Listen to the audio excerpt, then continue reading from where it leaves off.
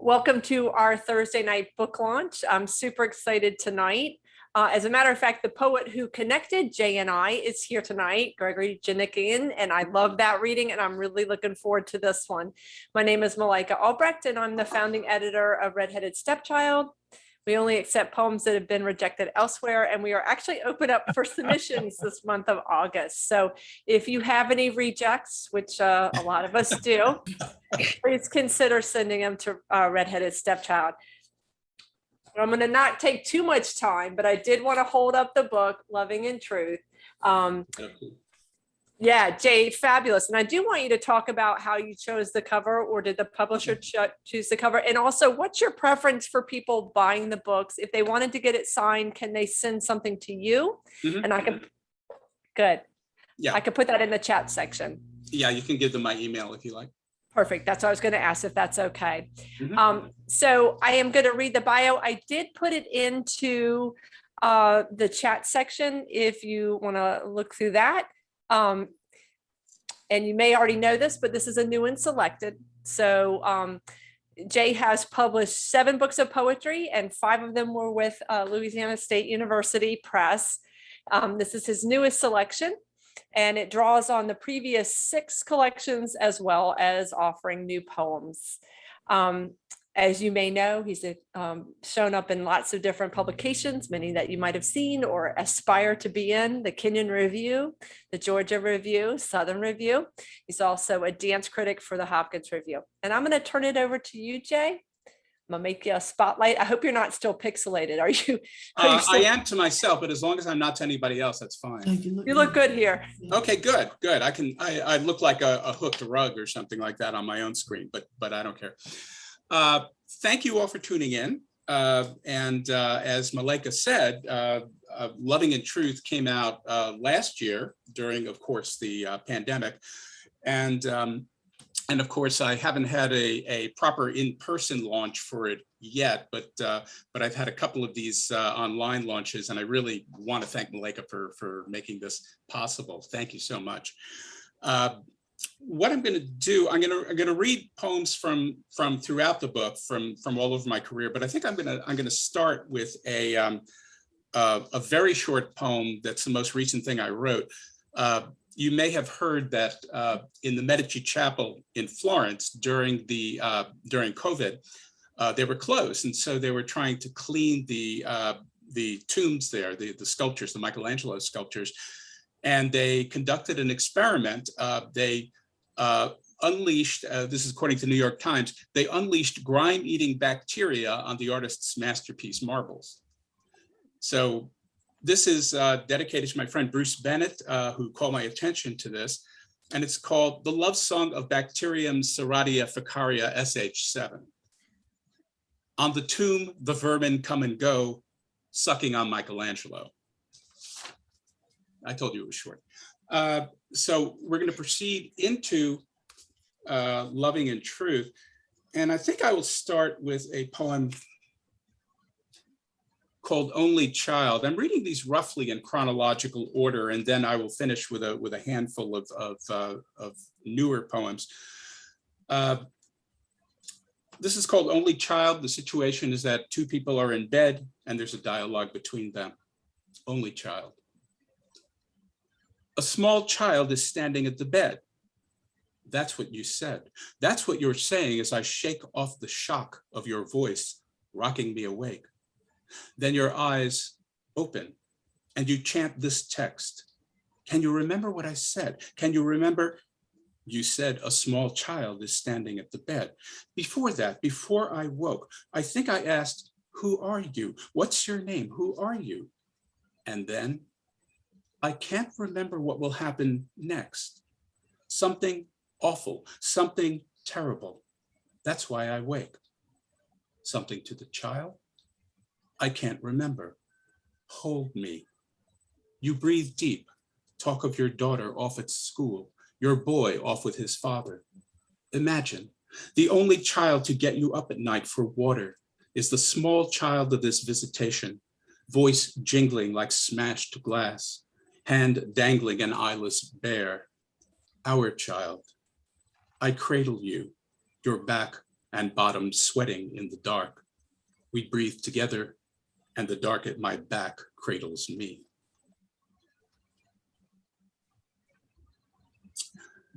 From the same book that poem was in, a book called Venera, there was a sequence of rather strange love sonnets. The sequence itself is called Venera, and the title has to do with Venus and venery, but also veneration. And though that's often the controlling sensibility of the poems. So this is one that actually takes place in the world of dance. It's called The House. The house is packed, stacked. Bodies assembled to watch a ballerina in a hush of music make it Suzanne Farrell, push sex skyward into an ethereal realm. Here in the fourth balcony, hearts tremble at such elevation, her arabesque rippling up through the dark, while ushers blush at the elongate angle of her ankle. The Gothic architecture of her body obliterates all sense of hours, its lame excuses melting with its aches.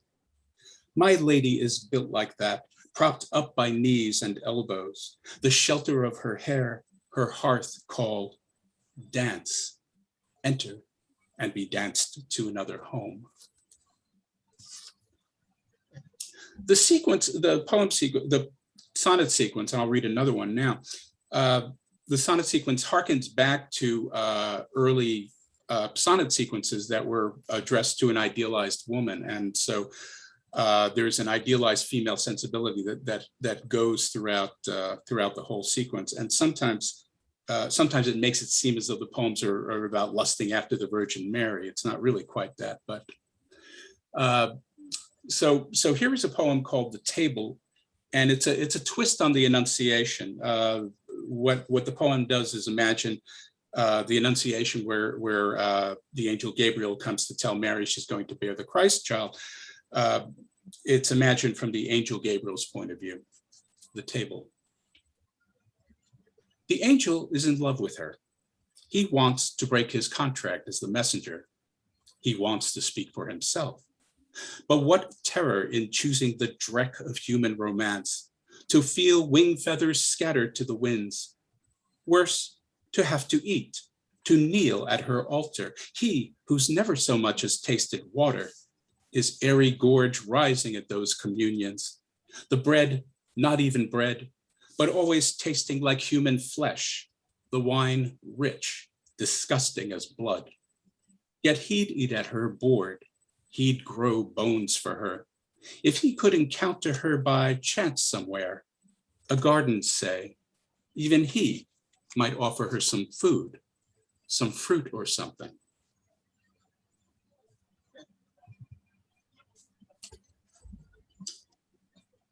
There's another poem that has to do with dance, and it's a villanelle. Dance is a theme that runs through my work. I have two books that really use it quite widely, and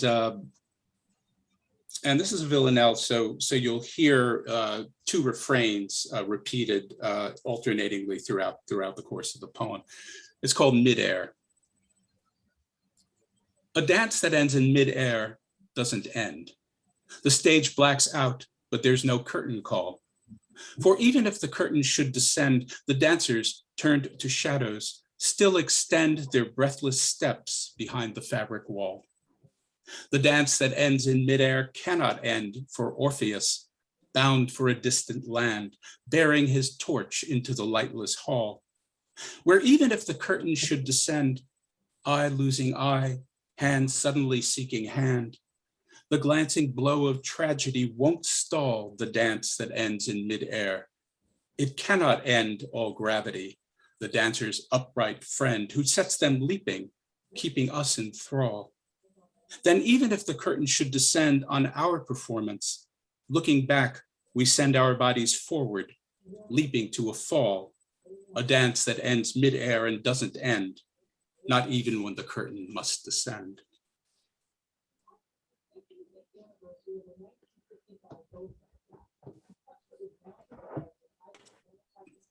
Well, the interest in the sonnet has persisted throughout my writing life.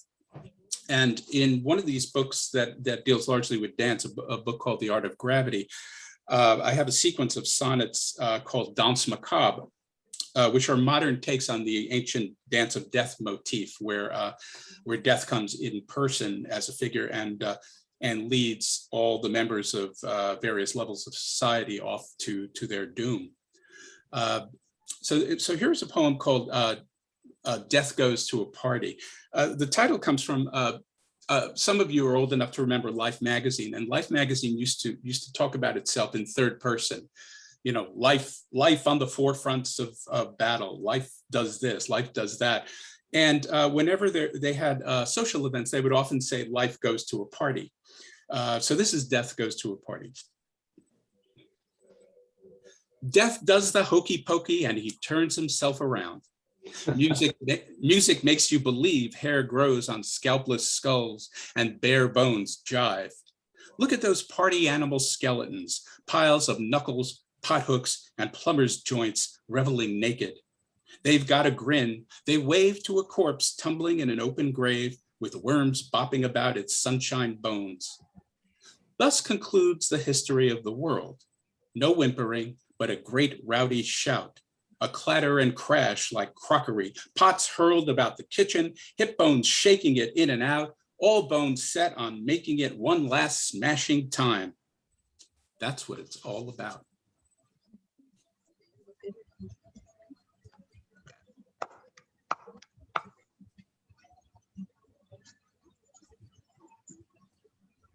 This poem is called Sublimated. And for those of you who don't remember your high school chemistry or physics, sublimation is the process where when a solid is heated, it goes directly to a gaseous state as opposed to turning liquid first. And that's the metaphor that begins the poem here, sublimated. The poem was written very soon after the second space shuttle disaster. Sublimated. Fog rising from fallen snow overleaps the liquid state. That's how I would like to die, raptured from gross solidity, a subject saved from predicate, the way a single contrail splits in 7 in the barely blue of barely air, the shuttle crew evading intervening states. We aim so high because we're low, citizens of gravity collating wreckage that can't soothe lovers at the grave. Low flags mark our sublimity, while higher reaches thrum our nerves, as if in the flaring scratch of a phosphorus perfumed match, some human element survives.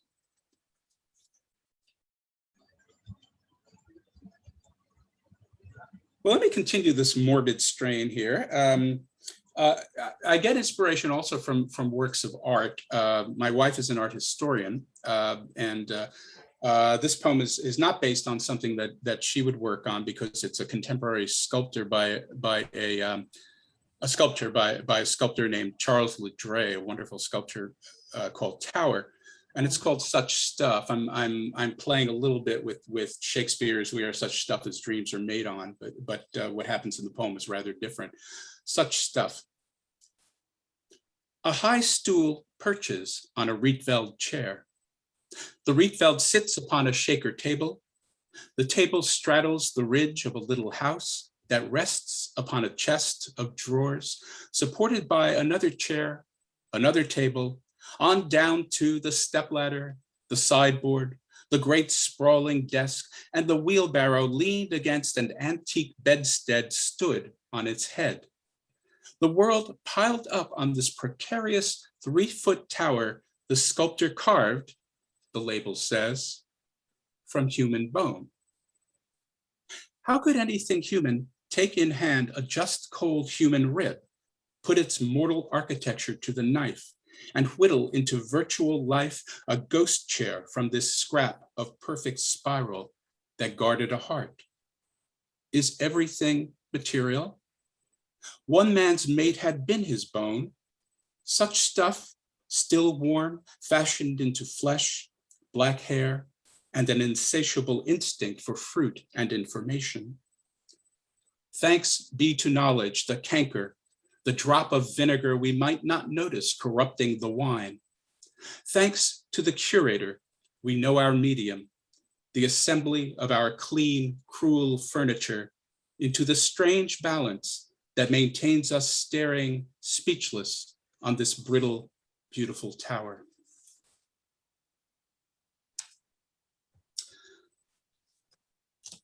Well, I'm going to conclude with a few poems, 3 poems, I think, that are in the new poems section of the book.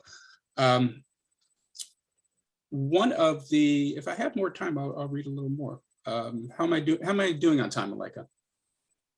Okay, all right. So maybe I'll read 1 or 2 more than that.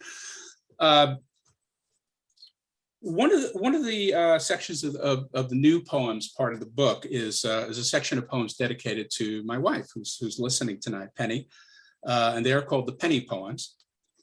And several of them are sonnets, some of them are other forms, but let me read a sonnet for you called Dying. That's D-Y-E-I-N-G, but the other dying is always there.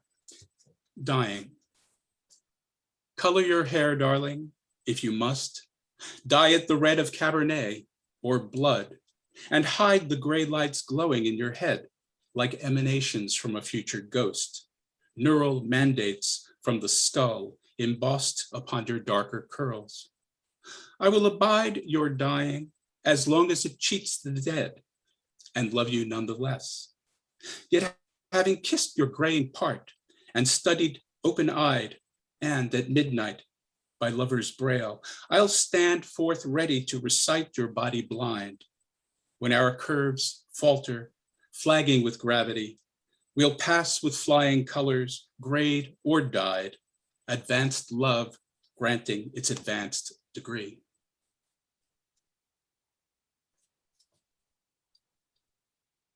Oh, is that really the only penny poem? Oh, that can't be. All right, let me read another one of the penny poems here. This is a somewhat lighter one. We have a place in the Adirondacks, and this has to do with the close encounter that Penny actually had. It's called Penny and the Bear. It's also a sonnet. When Penny met the bear along the path, the interview left little chance for banter. 15 green feet off, she watched it rear on thick hind legs, a full 6 feet, its teeth bared, snout periscoping around to sniff the strange, suddenly populated air. Her brain madly rummaged through TV nature programs. Should she drop flat, rehearsing death? For that, she felt unready. Should she scream? Her voice had fled.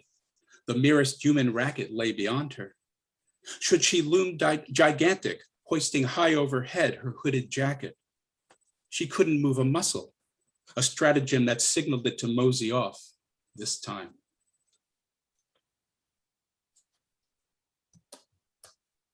Okay, another art history poem. This is called Stragglers, and traveling around Europe, you know, somebody's got to do it, right? So traveling around Europe, we spend a lot of time in museums, and sometimes in regional museums, we see a lot of not the best work, but it's important for Penny's work anyway. And so there will be works put up ascribed to certain artists, and it's very clear, at least in Penny's view, that it's not by that artist or not by anybody remotely near that artist. So this is Stragglers, and this is combined with the celebration of our first grandchild several years ago. Stragglers. We've passed into the hell of the second rate. Follower of Bosch, the label hopes. Distant follower, Penny says. A straggler. And the new term for our glossary, the secret history of Western art, pops into being, joining, say, the boo-booists, the school that paints such cutesy little Christs with such blonde curly hair, you have to gag or give in. We're members. Our granddaughter Ellie's curls consecrate our every room like icons in snapshots primed to plunk us on our knees. She harries the cats, we follow with our Nikons, Ellie leading the chase, Penny the straggler, toddling behind her animated pace.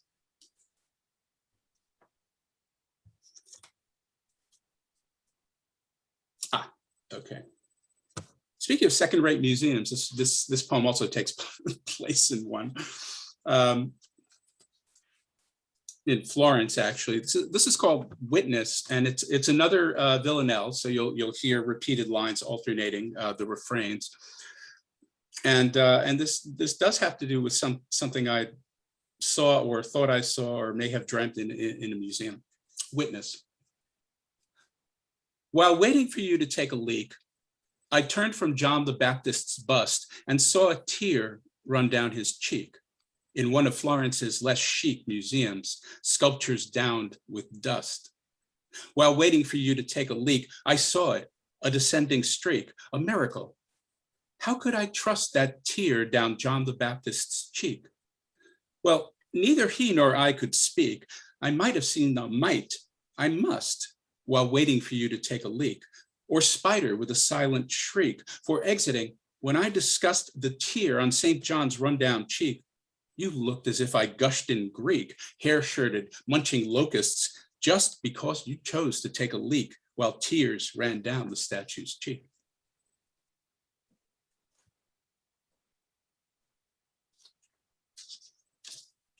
Okay, and I think I will finish with another poem from the new section, which also includes a section of poems from the story of Adam and Eve. Oh, Malika asked me to talk a little bit about the cover of the book. This is from Orvieto, and yes, I did get to choose the image on the cover. In fact, I took the photograph myself. And this is from a series of Genesis carvings, reliefs on the facade of Orvieto Cathedral, and as you can see, it's the creation of Eve. I haven't read the poem that deals specifically with this image, but it has a line that I rather like, in which it's said of Eve, "She'll dapple blood through paradise." You know, she's got her feet still in Adam's side, which of course, you know, according to the fathers of the church is what she does. But this is a poem about Cain. You remember the Cain and Abel story. And it's called Cain's Gift. You might remember that when Abel is killed, his blood cries up from the ground to God, right? Cain's Gift. The blood cried up from the ground, and the air held its breath.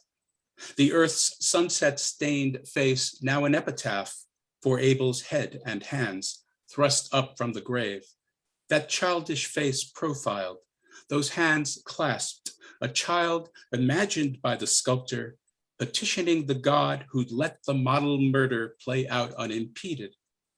From brother to his keeper, the singing from the sod rose, a sunset lark whose quavers left their mark on Cain's consciousness, setting him a quiver at walking the cooling face of earth, banished forever from Salisbury's chapter house, a period put to his chapter, and from the good book hurled out to beget the world. Thank you very much. Oh, thank you so much, Jay. If people want to unmute, please do so you can hear us clap. It's weird sometimes to have, you can see people clapping, but you can't hear us. Right. It's very nice to hear. That's what I was going to say. It's lovely to hear. That was awesome. I was taken by so many of the lines, and thank you so much for reading Table. Just that poem. It was my pleasure. It's a favorite of mine. I'll tell you a very, very short, tiny story. It's probably one of the fastest poems I ever wrote. I was up at our cabin in the Adirondacks, and I was working on the octave, on the first 8 lines of the poem. And as I came to about the 8th line or the 7th line, I realized how it had to end, and I just charged through. And I think from the version that I first wrote to the version that I read, I think there were about 3 changes of words, and that was about it. Yeah. Isn't that amazing? I was going to usually happen that way. Yeah, no, that seems like such a gift. And I'm equally taken by your reverence and your irreverence in your work. I'm just equally taken by that. Yeah, it's pretty good for a Jewish atheist. Yeah. That's awesome. And I did want to go back to some of the things that people are writing here. Of course, I'll send you the chat section because it's a lot for you to read. But Yeah, I'm not good at multitasking. yeah, no, it's hard. But some of the same lines resonate with different people. And I always find that fascinating. He'd grow bones for her. Several people wrote that. To feel wing feathers scattered to the winds. John wrote the sonnet sequence in Venera is among my favorite sequence of poems. I agree, John. They're fabulous. Oh, thank you. Thank you, John. Karen wrote, every one of these poems has taken my breath away. And then I also like this one. She said, what can one say when a poem begins, death does the hokey pokey? Absolute fabulous. Hi, Jay. Hi. So if people have questions for Jay about process or inspiration, please feel free to jump in, or any question that occurs to you. I think one of the things that impresses me about the sonnets is the way you channel the Renaissance sonneteers so well and yet keep it contemporary at the same time. Thank you, George. I think that's really what drives those sonnets for me. Oh, thank you very much. I really appreciate it. Very well done. Yeah, George Drew, also a wonderful poet. So I'm so glad to see him here. Thank you, George. Thank and you. that also made me think of the question, how did you choose sonnet? What appeals to you about that form? The sonnet? Well, I'm attracted to form to begin with, but the thing about the sonnet is once you decide to write a sonnet, you have a lot of questions answered for you. You don't have everything by any means answered for you, but you know how long the poem is going to be. You know that what its rhyme scheme is going to be. And I slant rhyme a lot, so you may not have heard a lot of the rhymes that I use. And in fact, some people have said I really butchered the idea of rhyme. And you also have a sense of what the structure of the poem is going to be, since at least conventionally, the sonnet has a shift, a turn, a torque at line 9. So, and I use the Italian form, which does that. So I love having this kind of given structure that can be a straitjacket, but also can be very liberating because it allows you to a lot of room to play within it. It builds tension. Because you've got the strict form and you're working against that, and it creates real tension in the poem. That's what I love about the sonnet. Absolutely, George. Thank you. Yeah. I have two questions for you. Yeah, what is the genesis of a poem? What is the moment that ultimately blossoms into a poem? And does that differ from poem to poem? In other words, we could call it the spark of creation. Right. What is that for you? That's a very interesting question. Thank you, Mitch. It does vary. As I've said, we travel a great deal up till COVID anyway, and being in a strange place, a different country, your senses just become more alert. You're looking at things that you may not see again. So you're dealing with phenomena that are not for you the everyday. So that is something that always pricks my senses and has me actually look for things that might become sources for poems. Also, because we spend a lot of time looking at paintings, and because I've spent a lot of time watching dance, there have been lots of moments that speak to me in ways that say, the daffodils spoke to Wordsworth. So there are moments of inspiration that are transporting in works of art that I somehow want to respond to or capture or transform or whatever. And those sometimes take me by surprise. Sometimes in works that I know very well, I will expect to see something, but then be surprised by something that I didn't expect. And so that becomes the source. Then you can also think in terms of larger projects, and then that might be kinds of inspiration that you carry around with you for a long time. I knew I wanted to do something with dance, or the first book I published has to do with baseball. I didn't read anything from that.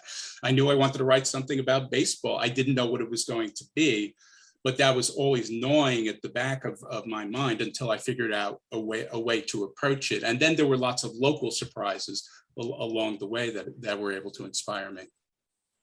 Okay, thank you. Yeah. Thank you, Mitch. Yeah, awesome question. It was great. I have a question. Oh, go ahead. No, go ahead, No. Gary, jump in. I'm not sure how to ask it, but one of the things that strikes me about all the poems you read is the music. There's a music in all of there's a and one of the things about poetry that always blows me away is the music. And I think yours are very, very good at that. And if you could comment about that, I mean, I know you write about dance, so there seems like a yeah. Thanks, Gary. I guess there are different kinds of music. I mean, there's rhythm in poetry, and then there's the music that's created by poetic devices like rhyme and assonance and Yes. and alliteration and so on. You've written poetry, so you know all this, and those all kind of work together. The sound of a poem is very important to me, and so I will obviously. I will. I will often revise to get something more sounding right than more what you might think of as meaning correctly. Mhm. So I might go with something with the sound that I prefer, which then in itself, because you're working with words, if I'm working with a rhyme, if I'm working with an assonance, opens up the possibility of using words that you might not have anticipated using. So a rhyme, for example, makes you look for in a more limited set of words that will work in rhyme with the initial word, but it might open up possibilities of tonalities and meaning that you hadn't expected. So Mhm. sound can actually lead you into sense rather than the other way around. Interesting. Yeah. I would go so far as to say poetry is music. Yeah. No, I love that question, Gary, because it had me thinking, hearing your response, Jay, had me thinking in a very different way. The Mhm. sonic structure or the sound before the sense or the meaning. That's Yeah. fascinating to me. Awesome. Thank you for Mhm. that. That's very cool. Yeah. Can I ask you? Elliot said that actually. Elliot said something about how poetry really has in many ways more to do with quasi-musical problems. And I think the quasi is very important too, but quasi-musical problems than something that the poet is trying to communicate or say. I mean, it does communicate, but in a very different way. I'm sorry, John, I cut you off.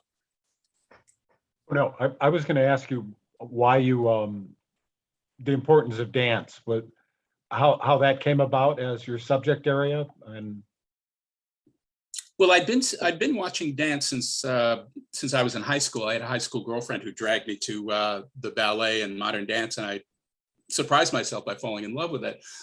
And after having looked at dance for about 25 years, I thought, well, gee, maybe I should write something about this. It was that kind of, it comes back to Mitch's question about inspiration.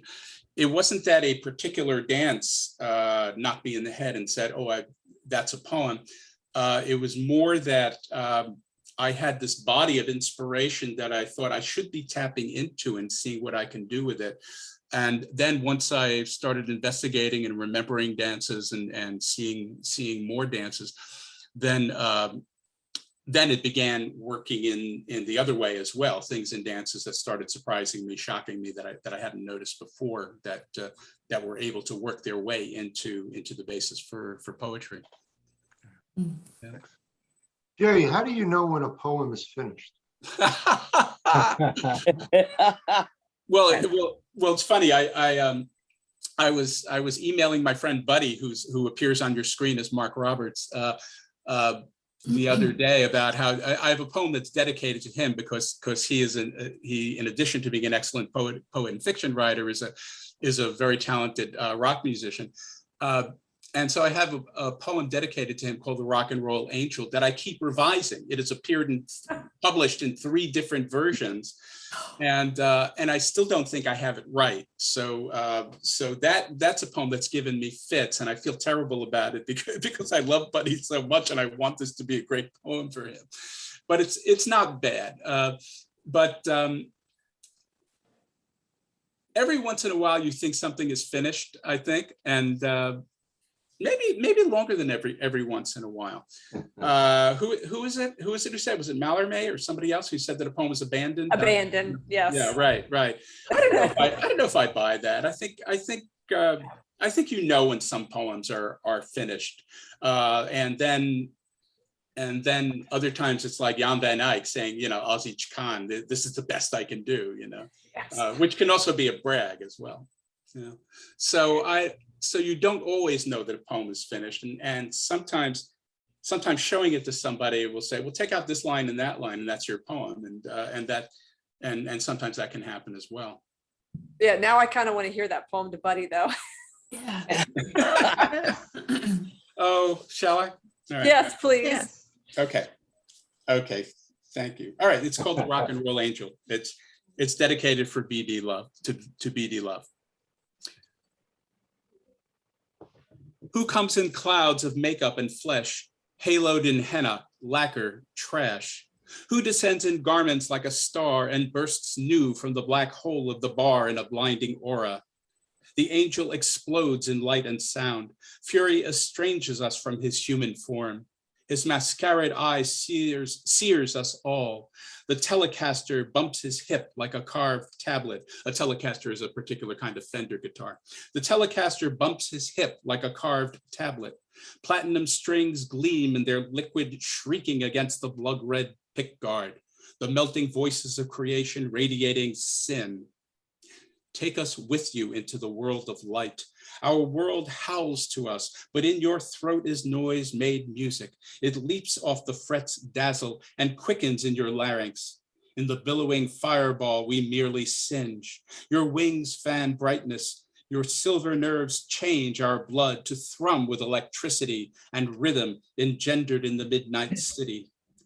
Thunder your unearthly progressions. Braid our frayed, diminished souls in sevenths. And animate these empty shrines, our bodies, with your single word, dance. That's awesome. So that's what it is now. Fabulous. I'm so glad we got on this topic. Thank you to whoever brought us to that poem. So which Thank you, Mark. version is that, Jay? That's the most recent Okay, one. all right, that's what I figured. It appeared in an earlier book of mine, and then I revised it extensively again for this version. And Yeah, and before it appeared in the book, I had revised it from its journal publication. So yeah. Okay, gotcha. Yeah. I mean, that poem has a momentum that you probably should ask for money after you read it. It does. Nice momentum. Oh, that's awesome. Thank you for reading it. I appreciate that. That's Yeah. and I do think that Laura said sometimes with a poem you're just on a break, and that's very true too. Sometimes, Laura, I like that. Sometimes I just have to walk away for a little while. Yeah. Oh, there are poems that I've had for years and years and years and years that still aren't finished. Yeah. I've been trying to write a poem about a glass case in a museum in Berlin for about 15 years now. Yeah. I like hearing that story too. I've heard other people say, and then just one day something opens up and they, are able to finish it. So it kind of gives us hope for all our closed drawer poems that we've just set away. Yeah, it's true. All the work that's been going on in your in your mind, in your cerebrum or your cerebellum, just somehow comes together, and the synapses start crackling in a way that's useful. It either gets finished or it swallows the poet. That's right. Yes, been there, done that. I have a question. Can you hear me okay? Yeah, You're you're good. fine. So I'm curious about like the project of putting together the new and selected works. Just like sort of the process. I'm heading into my final year of my MFA, and I'm in the process of like putting together like my thesis. So that involves opening up, because I would like to write as few poems as possible going into the semester. So I'm really like digging into the archives. And just that, you know, I've only been writing for, I don't know, for like 12 years, and seriously for, you know, probably around 10. And I know that process is, I'm just stumbling into a lot of revelations about my own work, and kind of like creating these points of contact between different eras of like my writing life that I didn't think had any points of contact. So I don't know, I'm just curious if there are any like revelations that you stumbled into in the process of putting together the book and just revisiting like your, you know, the wide expanse of your career as a poet. Yeah, it was not as, I spent a lot of time on it, but it ended up being not as arduous as I thought it was going to be. There were many poems that you know, obviously needed to be in, and for reasons of space, there were just a handful of poems that I thought were pretty good that had to be left out. But there was a temptation to revise quite a bit. I revised almost all of the poems from my second book, which was actually the first book I wrote. And so those got, I think, pretty much improved. I do think The Rock and Roll Angel is a much better poem than it has been of yore. But it seemed fairly evident that you know, that these were the poems that were going to go into it. That doesn't help you much, I know, but and in putting together other books, you know, I would usually be cutting down as opposed to working up. You know, I didn't have a manuscript of, say, 30 poems and I needed 40, so I needed to write 10 more. Usually it was the other case. I had you know, 50 or 60 poems that I wanted to use, and so I would be throwing things out, and that enabled me to really get at what I thought was the best material. As far as organization, are you thinking in terms of are you thinking in terms of thematic organization or something like that? Well, yeah, I guess I mean, I would be interested to hear about like the process of organizing it. Like I noticed that they're not in chronological order, or at least like in terms of the books that you explore. Of publication. Yeah. So I'm definitely curious about that, and also just like that idea of, I guess just like I said, like revelation about like your own work. It's just like in going back and revisiting certain books, you were like, like I guess I was doing this thing like at a time when I didn't even know that I was doing it, or this is something that I've been interested in like really from day one, or something along those lines. Yeah, you do discover themes. I mean, I thought that I had begun to be obsessed with death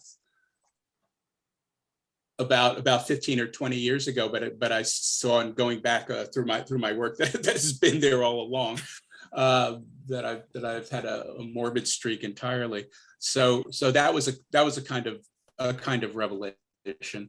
We should, you know what we should do, John? We should talk about this by email, so we don't take up a lot of folks' time. But I'd be very interested to hear what you're encountering and how we might talk around it.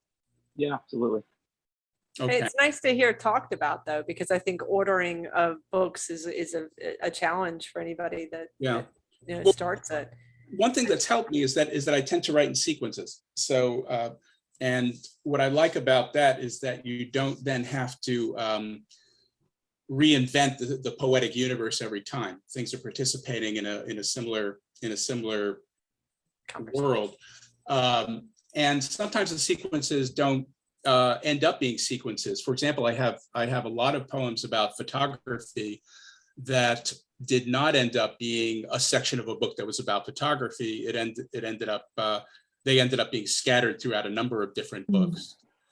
Similarly, I've been obsessed for many years with a photograph of Penny, of my wife, that was taken when she was 15. And I think I have written about 10 or 12 poems about that photograph, using that photograph.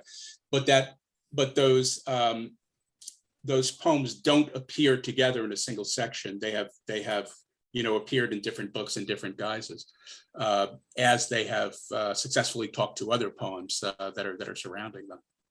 Yeah. Now, since you're fairly near the beginning, you don't have that luxury necessarily of, as you're putting together an MFA thesis. But let's talk some more about this. That's awesome. I really loved hearing the Penny poems and Penny with the dying, and then that poem just really touches me. And I think Karen, you were commenting on that too. Mm-hmm. So now Jay and Greg have two of my favorite love poems ever. It's going to be the Penny poems, and then the one about honey from Greg's book. Oh, that's yeah, that was a lovely poem. Well, if people have more questions, feel free to ask them. If you would like to read for open mic, we'll just kind of go in a round robin type way. I realized I got caught up and didn't suggest to people that if you want to read, send me a quick message via chat. So that's on me, guys. Sorry. I'd love to hear other people's work. Yeah, it would be wonderful. Who said I'll read? I missed you. I'll read. Oh, fabulous. Okay, Christy. Okay. I don't want to be the only one tonight though, so somebody else is going to go after me. I have a chapbook coming out next year titled Finding Her through Finishing Line Press, but I actually am not going to read from that tonight. I'm going to read something newish. This is titled Christened. Hot shower head tears, cleared blood and bruised debris. Save the pink finger marks, anointed on her cheeks. No baptismal bath hallowed enough to wash clean wine-hued stains that scarved her neck. Today she birthed a woe, claimed a name, daughter, original sin. Thank you. Thank you, Christy. Oh, you've changed that some. Wow. I like it. Thank you. Well, Christy, if you want to pick somebody, you can just, we could do it that way. It's just ask somebody. That's mean. I won't do that. So nobody will put me on the spot next time. Would anybody else like to read? I'll read. Awesome. Trying to find the way to get light here, but never mind.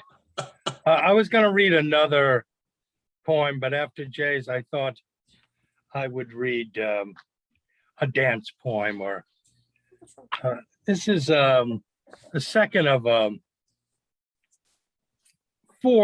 series of four books that I recently put together.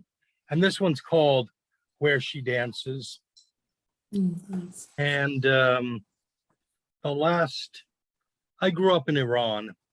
The last poem is called Once, with some steps from Simone Bebahani. I came to you as if from a far country. The night was not quite in your eyes, but the evening smoke and the roses of your skin met in purple shadows. I came through the vague veiled streets towards some clarity or hunger. You were my fire in the mothlight, my confessor. You danced the stars blind under the witching moon. I crawled in your darkness like the tapping beetle. Our mouths met. Dawn in the desert is a million gold butterflies. I lived there once among broken stones, husks of bodies, a tale of death and deaths, and women turned to salt under stubborn hummocks of black cloth. We grow old like the cracking clay of forgotten rivers. Soon no one will remember our voices or the glancing light of our tremulous tremors. Was it the wind I came on, lipping your waters, combing the sunlight scarves across your throat? So often now we are tired, and old women I once knew speak harshly behind the curtain, and the mud of the riverbank squelches under their feet. I came through bulrushes, over moon-glazed bayous, and our bodies became snake-dancing cranes, feathery cries. We cannot love each other forever, except as the stars do, all flame and nothingness. Our skins will grow worn and frail as papyrus leaves, locust wings. May the burden of pain bring lightness. We lie down to take flight, like the desert sand under the scour of wind. I came like a sea eagle out of the sun's eye, to whirl you talon and talon down the roller coaster sky. I met your gaze in the forest of being. The rest was just history. Thank you. That's lovely. Thank you so much. I love this part, hearing different voices too. Thank you for reading. Mike, not only is the poem beautiful, but that reading is really off the charts. Well, thank you. Yeah, and I was going to say your lighting was good. On my screen, you're next to Christy, and I call her the angelic presence, and you have that Well, same kind of. well, you know, this is where I work, and it's got that overhead light that, you know, gives me a halo, but it makes it hard to see. It worked. It worked for the poem, Good. Mike. Have That's no great. regrets. Have no regrets about that. Well, Jay and I have known each other for longer probably than either of us would care to admit. So it was a treat to get to hear him. And with a dance, I was going to read a much darker poem, but after the penny poems and so on, I thought we'll do that one. Right. John, Yeah. John, you'll be interested in knowing that Mike and Greg and Buddy, who's identified as Mark here, all came through the Syracuse program. Yeah. Go Orange. No, we are all Syracuse grads. Yeah, right. That's right. Go Orange, right. What is in the water in that? Come on. That It's is salt. just, What's most important is what's in the sky, which is not the sun most months of the year. So So it's a That's great really place to good. stay indoors and ride. I think you're saying there's something to that's fabulous, but you know, yeah, the lack Greg of read vitamin D. this poem that, there you go. So that's where the darker stuff comes from. You know, Greg, you're the one that I have to thank for connecting me to Jay, because I think, Jay, you had come to Greg's reading, Right. and that's I how we have to started say, talking. I don't know whether you can hear me or not, Ken. but my internet connection is really bad. Like this. Now you're breaking up. You Yeah, I can't was hear going to me? say it's too bad, Greg, because I was going to ask you to please read that honey poem. It's Poor Yeah, Greg. you're in, oh, I don't think I can do it because the sound is really bad. yeah, that happens here in my Ooh. rural area too. Sorry. And I wish I had your book I next to have me. no I sound. don't. No. Yeah. Oh, that's. But Is it defi- published anywhere on the internet? I So- could read it, or someone else could read it. Oh, I bet you it is. What's it called? I think you can't hear. Yeah, I was going to say I think you can't hear. Here. If I had the book, I would do that. And it's in the other room. That's too bad, because it really does play well with the pity poems. And I did want to say, Pity, when you first came on, I was looking at your background going, that's amazing. I love all those books. And so I love that you've inspired so much poetry. That's wonderful. I do want to just say that, you know, we're at 8 o'clock. Did anybody else want to read? Because I don't want to cut off a chance for someone to I'll try share their one. work. Oh, fabulous, George. That'd be wonderful. I'll try one. Yay. Jay was talking about rhythm and music and poetry. I think also that helps define a particular voice in poetry. I mean, after all, it's an oral art form. It was sung in the beginning. So for me, poetry is about music. It is music. And I hope this poem demonstrates that. It's an opening poem to a new manuscript I'm working on. It's called Ode, My Old Story. My story is an old story. My story is not the pecan trees my mother and stepdaddy planted, not the pecans my mother harvested on her hands and knees, not those trees in their annual beauty I bent down for and love too. My story is an old story. My story is the grizzled sycamore glowing ghostly in moonlight. The sycamore my stepdaddy wanted chopped down and hauled away. The sycamore my mother loved more than the pecans, and I love too. My story is an old story. My story is Mississippian summer. It's the sun, napalm and flesh, chiggers, car bombing buttocks. It's mosquitoes strafing fields of skin. It's muscles detonating under the weight of 150-pound bales of hay. My story is an old story. My story is nighttime shakes of terror, booze fueled by a drunk stepdaddy. It's a Remington 16 gauge leveled directly at my shaking heart. It's the watermelon welts rendered by mama's pisellum switch. My story is an old story. My story is the grizzled sycamore surviving the floods of summer. It's the branches of the sycamore surviving the ice storms of winter. My story is the sycamore in spring.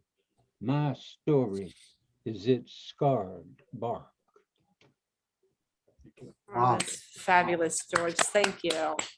Wow. Like the South. Yeah, well, I was going to say, now, Karen, you know who he reminds me of? Shelby Stevenson. And George, if you haven't ever heard of Shelby Stevenson, the former North Carolina Poet Laureate, No, I haven't. you got to look him up. He's also a yeah. musician. I Yeah. just really think you two, Yeah. he would have loved that. He would love that poem. And I just wish I could introduce you two so I could listen to you talk. Yeah.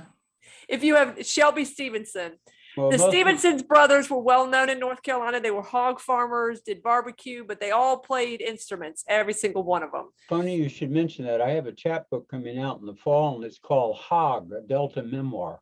Oh, Okay. really? And very strange, his most recent book is called Shelby's Lady, about one of his hogs. I'm just telling you, you two would have a blast. And Well. just the former North Carolina Poet Laureate, Shelby Stevenson. I will send that your way, Jay, so you can pass it along to George. Okay, But okay. listening to your poem made me just really feel like I wish you two could be in the same room together. Well, most of the time, I warn you, I'm a Yankee. Most of the Yeah, no, most of the time. Well, I enjoyed that very much. Well, thank you. Thank you all so very much. Jay, thank you so much. Malika, That thank was you for having me. Fabulous. It Good was seeing you, such a Jay. pleasure. Malika, can I ask you a question? This is being recorded. Is there can we get a link to it so we can look at it again? Perfect, Mitch. What I do is because I have rural internet, just like Greg, I can get what they call unstable internet. It'll take me 2 days, but I will send that to Jay, and then I'll also post it on Facebook. The link for the video, and these videos get watched, dozens of times afterwards, which I think is lovely. That even people that aren't able to be here are able to listen to it. So that's one of the gifts of recording it. Thanks Jay, for would you asking be that. able to send it to us? Yeah. Or- Yeah, I can do once I I'm get it not- from I'm Malika. not a wizard of Facebook, Malika. That's why I have 2 daughters. I'll get it on Right. Facebook. We're on speed dial. I'll get it on Once Facebook. Once I get it, I'll post it on Facebook, and then I'll Perfect. send it out to you folks. All Oh, right, that'd be great. great. This was wonderful. Thank you all so much. Oh, thanks for being here, Mitch. That's great. Thank you, everybody, for. It was great to hear stories from family members and childhood friends. Y'all are fabulous. Well, Penny, So, what was this, like 10 years ago? Jay was speaking in The Land at Stetson, Yeah. Oh, right. right? And we all went out to, I saw it in the Orlando Sentinel in the calendar section, and I didn't call in advance. I just showed up, and Great. we had a very, very nice lunch. It was a Oh, pleasure Yeah. meeting More you. than 10 years, though, I'm afraid. More than 10 years ago, was it? How many years ago was it? Oh, no. this is why we don't math in public. It's a good thing. Let That's time right. slide. Yeah. Oh, that's lovely. All right, guys, be well. Thank you so very much. Okay, thank you again, Good Malika. night. Thank you, everybody. Bye, guys. See you all. Okay, bye-bye.